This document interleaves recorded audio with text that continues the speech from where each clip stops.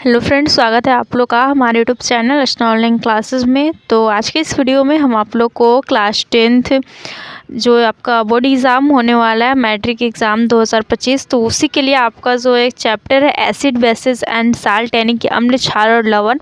तो इसमें एक बहुत इंपॉर्टेंट पॉइंट दिया हुआ है जो कि देख सकते हैं आप, कुछ प्राकृतिक अम्ल यानी कि कौन से हमारा जो कोई भी प्राकृतिक स्रोत है उसमें जो है कौन सा अम्ल पाया जाता है। यानी कि यहाँ पर देख सकते हैं आपको जो है इससे बहुत सारे जो क्वेश्चन एग्ज़ाम में प्रतिवर्ष पूछे जाते हैं। तो इसके लिए आपका जो एक चार्ट यहाँ पर दिया हुआ है, अगर आप इसको याद कर लेते हैं तो इससे आपका जो एक भी प्रश्न नहीं छूटेगा। तो चलिए स्टार्ट करते हैं आज के इस वीडियो को। तो देखिए, सबसे पहले आपका सिरका दिया हुआ है, सिरका यानी कि विनेगर। तो इसमें कौन सा अम्ल पाया जाता है? तो इसमें पाया जाता है आपका एसिटिक अम्ल। ओके, सिरका में कौन सा अम्ल पाया जाता है? एसिटिक अम्ल पाया जाता है। अगला है संतरा। संतरा में पाया जाता है आपका साइट्रिक अम्ल, जिसे इंग्लिश में हम लोग साइट्रिक एसिड भी कहते हैं।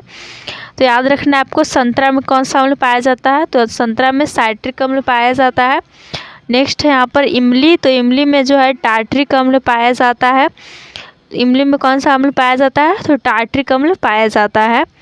और इसके साथ ही आपको यहाँ पर नींबू का भी इसके साथ ही बता दें, तो नींबू और संतरा का सेम है, यानी कि नींबू में भी आपका साइट्रिक अम्ल ही पाया जाता है और संतरा में भी साइट्रिक अम्ल ही पाया जाता है। अगला है टमाटर का। तो टमाटर की अगर बात करें तो इसमें जो है ऑक्जेलिक अम्ल पाया जाता है। और नेक्स्ट है खट्टा दूध, यानी कि यहाँ पर आपको दही याद रखना है। तो दही में जो है लैक्टिक एसिड यानी कि लैक्टिक अम्ल पाया जाता है। और नींबू का हमने देख लिया, साइट्रिक अम्ल इसमें पाया जाता है। अगला है चींटी का डंक, यानी कि चींटी का डंक हो गया या फिर नेटल का डंक हो गया या फिर मधुमक्खी का डंक हो गया। किसी का भी पूछे आपका चींटी का, नेटल का, मधुमक्खी का, सभी में जो है पाया जाता है मेथनोइक अम्ल ही पाया जाता है, जिससे कि आपको कहीं कहीं जो है फॉर्मिक अम्ल भी दे देता है, फॉर्मिक एसिड भी देता है। तो ये दोनों ही सेम है। ओके, तो याद रखना है, चींटी का डंक हो या फिर मधुमक्खी का डंक या फिर नेटल का डंक, सभी में जो है आपको पाया जाता है मेथनोइक अम्ल। नेक्स्ट है सेब में। तो सेब में पाया जाता है मौलिक अम्ल। ओके, सेब में कौन सा एसिड पाया जाता है, फिर अम्ल पाया जाता है? तो मौलिक अम्ल पाया जाता है। अगला है अमरूद। तो अमरूद में पाया जाता है आपका ऑक्जेलिक अम्ल।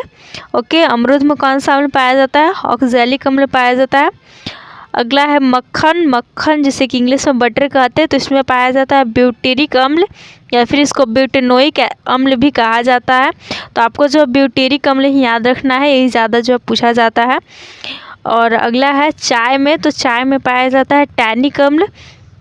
चाय में पाया जाता है आपको टैनिक अम्ल। ओके, अब नेक्स्ट यहाँ पर वसा। वसा यानी कि फैट, वसा में पाया जाता है अस्टियरिक अम्ल। कौन सा अम्ल पाया जाता है? वसा में अस्टियरिक अम्ल पाया जाता है। ऊपर से देख लीजिए, सेब में मौलिक अम्ल हो गया, अमरूद में ऑक्जेलिक अम्ल, मक्खन में ब्यूटेरिक अम्ल हो गया, चाय में टैनिक अम्ल और वसा में अस्टियरिक अम्ल।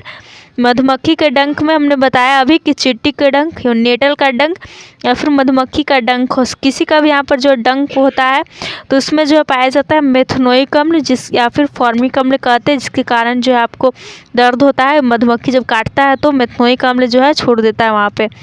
नेक्स्ट है प्याज में। तो प्याज में पाया जाता है एस्कॉर्बिक अम्ल और इसके साथ ही आंवला में भी पाया जाता है एस्कॉर्बिक अम्ल ही। तो प्याज और आंवला का सेम हो गया, यहाँ पर दोनों में एस्कॉर्बिक अम्ल पाया जाता है। और ऊपर हमने आपका जो है सिरका, संतरा सभी का देख लिया है। तो चलिए, यहाँ पर आपको जो है चार्ट पूरा याद कर लेना है, क्योंकि काफ़ी इंपॉर्टेंट है। इससे आपको ऑब्जेक्टिव क्वेश्चन भी पूछे जाते हैं और सब्जेक्टिव में भी जो है आप इसको जो है कहीं पर अगर पूछ ले तो देख सकते हैं लघु उत्तरीय में। तो चलिए एंड करते हैं यहीं पर वीडियो को। आई होप आप लोग को सारा कुछ समझ में यहाँ पर आया होगा। कुछ भी डाउट है तो कमेंट करके पूछ सकते हैं। तो थैंक्स फॉर वॉचिंग वीडियो।